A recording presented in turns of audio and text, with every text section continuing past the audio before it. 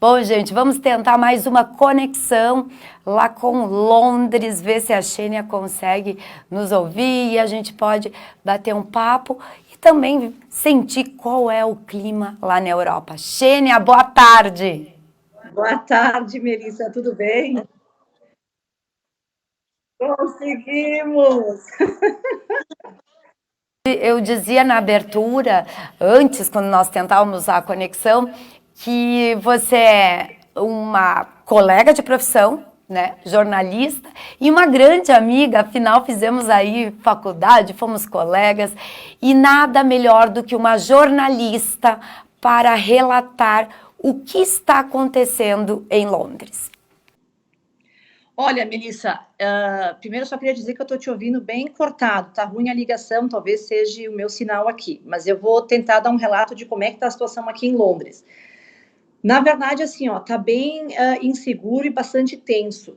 E eu acho que bastante dessa insegurança e dessa tensão que existe nas ruas é porque o governo ainda não tomou as medidas que eu acho que a maioria da população está esperando que o governo tome. Então, assim, em vista do que aconteceu na China e depois na Itália, na Espanha e praticamente em todos os países aqui da Europa, eu acho que os governos tomaram medidas bastante drásticas, bastante, talvez tardias, mas de uma maneira rápida, depois que os casos começaram a aumentar significativamente.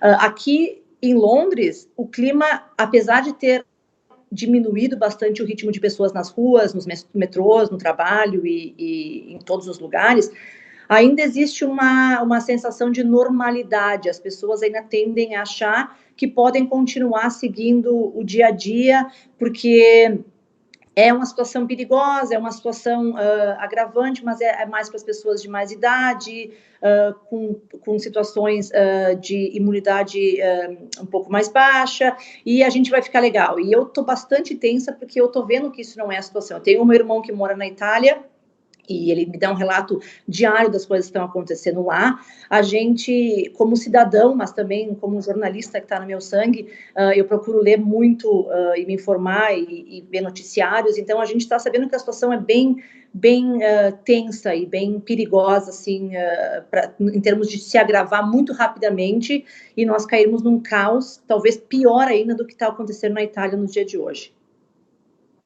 Tens uma filha pequena, né? A Mili, ela ainda vai para a escola, então, ou essa medida ainda não foi tomada ainda? Então, a questão da escola também. A Milena, hoje é o último dia na escola dela, eu levei, inclusive, ela para a escola de manhã e depois vim aqui trabalhar.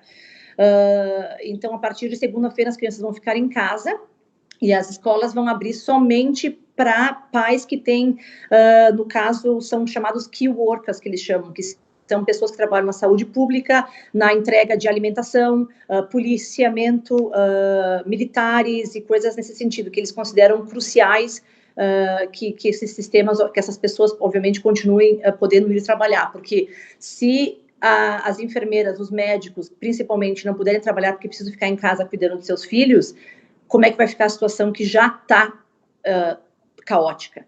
Então, as escolas vão abrir a partir de segunda-feira, então, só para esse número muito limitado de crianças que realmente precisam de atenção especial, e eles pedem que as crianças, no caso, não fiquem com avós, porque os avós, obviamente, têm a saúde, já são mais idosos, então pioraria ainda mais a situação, que as crianças não fiquem com vizinhos, parentes, amigos, porque aí é a questão do evitar a socialização. Então, eles querem mesmo que as crianças fiquem em casa com os seus pais, idealmente, né? Então, no caso, se os pais precisam trabalhar, as escolas vão abrir somente para essas crianças. Mas eu acho bastante tardio, na verdade, essa medida também do governo. Mas eu, como tantos outros pais aí, não tive como simplesmente não vir trabalhar e ficar com a minha filha em casa. Então, com o coração partido, eu tive que levar minha filha todos os dias para a escola, até hoje de manhã, inclusive, né? Então, a gente está assim bem... Londres tem uma característica muito distinta, que é em relação a pubs, e até porque também se tem esse hábito, né, de sair dos seus trabalhos e ir para pubs. Isso ainda continua? Continua, Melissa, e esse é, na verdade, assim, eu acho um erro crucial que as pessoas estão cometendo. E aí eu volto a repetir que eu acho que existe a falha do governo não estar sendo radical nesse sentido. Ontem à noite mesmo eu saí daqui do trabalho, fui direto para casa, peguei minha filha, aquela rotina que a gente, na verdade, está mantendo, porque ainda se pode manter, que eu acho errado, enfim, mas é o que se tem no que temos no momento. E os bares estavam lotados, os pubs ainda tinha gente, estava bebendo, comemorando, talvez eles sintam talvez como um último minuto de liberdade. Então eu acho extremamente inconsequente das pessoas que isso esteja acontecendo ainda, e na verdade teria que parar imediatamente, porque eu acho que para lutar contra essa guerra invisível aí que a gente tem visto, é a questão do confinamento. As pessoas precisam ficar em casa, precisam entender que a vida social vai ter que parar, tudo vai parar, a economia vai parar, obviamente, as pessoas vão entrar por uma crise muito grande aí, sem dinheiro, sem emprego. Ontem mesmo eu conversei com 7 amigos meus que perderam o trabalho. Automaticamente as pessoas estão sem trabalho. E o governo nem decretou ainda, nem impôs, na verdade, o fechamento de toda a rede hospitaleira, de mercados, não de mercados, desculpa, de restaurantes e bares e academias de ginásticas e teatros e toda aquela coisa mais. Então, quando acontecer isso, para onde é que essas pessoas vão ir? Vai criar uma crise terrível que vai realmente aí afetar todo mundo, mas eu acho que nesse momento a gente tem que ter solidariedade e pensar que, de repente, eu estou bem agora, mas pegando o metrô para vir trabalhar, eu posso, de repente, sentar de lado de uma pessoa que nem sabe que está infectada. E aí ela infecta a mim, que infecta a minha filha, o meu marido, que eles também, tu entendeu? Que as pessoas continuarem vivendo uma vida social como se vivia antigamente, ou talvez a semana passada, vai ser um efeito snowball, que se chama, que a coisa vai continuar rolando e vai crescendo, e quando é que isso para? Então, assim, não querendo ser muito pessimista, mas já sendo bastante pessimista, é a realidade, sabe, Melissa? Eu acho que as pessoas têm que, principalmente aqui, eu estou muito desapontada com a forma como as coisas estão sendo, assim, como o governo tem lidado com essa situação. Realmente, né? Um país tão evoluído e, ao mesmo tempo, quando precisa de uma ação, né, concreta... Eu acho que, na verdade, é uma coisa... Desculpe te dizer. Eu não tinha muito essa...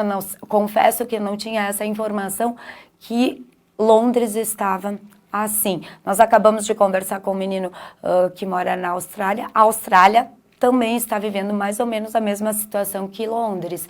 E os números vêm se alastrando dia a dia, vem aumentando e as pessoas ainda não se deram por conta. Como ele disse, ainda não caiu a ficha.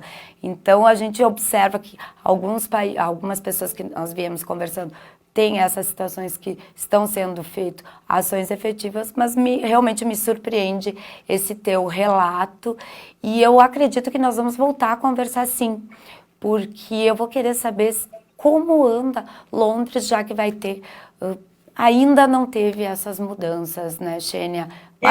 Uma pena mesmo. Que bom que os teus pais que estão no Brasil já estão muito mais informados, né?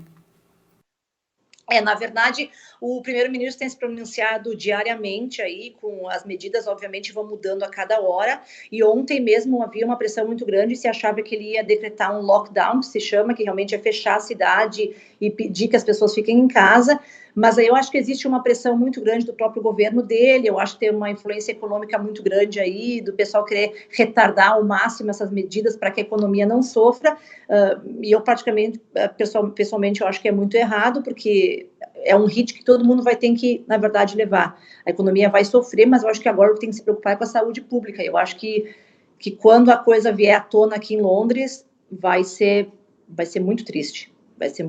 Os números vão ser alarmantes. Certo. Xênia, muito obrigada. Obrigada por esse relato tão forte, né? Que eu acredito que várias pessoas não sabiam realmente dessa situação. E como disse ontem, o nosso entrevistado da Alemanha, de Berlim, ele disse que lá eles estão tratando, o governo está tratando que o que nós estamos vivendo hoje digamos que a maior crise pós-Segunda Guerra Mundial. É bem triste mesmo, Melissa, mas eu espero que vocês estejam aí tomando as precauções que nós aqui estamos demorando a tomar e que vocês fiquem aí todos sãos e salvos. Já estou me atrapalhando até no português. Mas fiquem bem, se cuidem e com certeza voltaremos a falar sim. Um prazer. Certo, querida. Um grande beijo. Beijão e a gente pra volta vocês. a se falar. Até mais. Fiquem bem, se cuidem. Tchau, tchau.